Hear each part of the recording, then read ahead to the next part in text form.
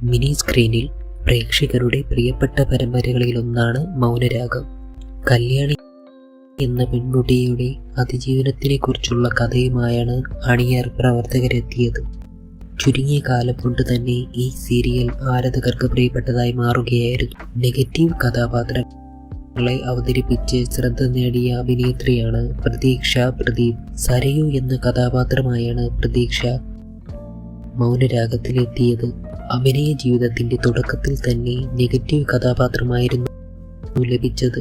സമാന കഥാപാത്രങ്ങളായിരുന്നു പിന്നീടും ലഭിച്ചിരുന്നത്. അങ്ങനെയാണ് വില്ലത്തി റോളുകൾ അധികം ചെയ്തു തുടങ്ങിയത്. അമ്മ എന്ന സീരിയലിലൂടെയായിരുന്നു പ്രതീക്ഷ സീരിയൽ രംഗത്തേക്ക് തുടക്കം കുറിച്ചത്. വില്ലത്തി റോളുകൾ അധികം ചെയ്തു തുടങ്ങിയത്. അമ്മ എന്ന സീരിയലിലൂടെയായിരുന്നു പ്രതീക്ഷ സീരിയൽ രംഗത്തേക്ക് തുടക്കം കുറിച്ചത്. കസ്തൂരിമാനിലെ ശിവാനിയായിരുന്നു പ്രതീക്ഷയെ പ്രശസ്തയാക്കിയത്. തുടക്കത്തിൽ നെഗറ്റീവായിരുന്നുവെങ്കിലും പിന്നീട് പോസിറ്റീവായി മാറിയ കഥാപാത്രമായിരുന്നു കസ്തൂരിമാനിലെ.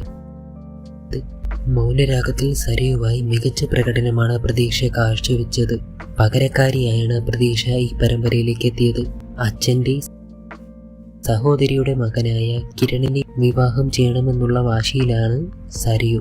കിരണാവട്ടെ കല്യാണമായി പ്രണയത്തിലാണ്. അവരുടെ പ്രണയം അമ്മയും കൂടി അംഗീകരിച്ചതോടെ വിവാഹത്തിലേക്ക് കടക്കുകയാണ്.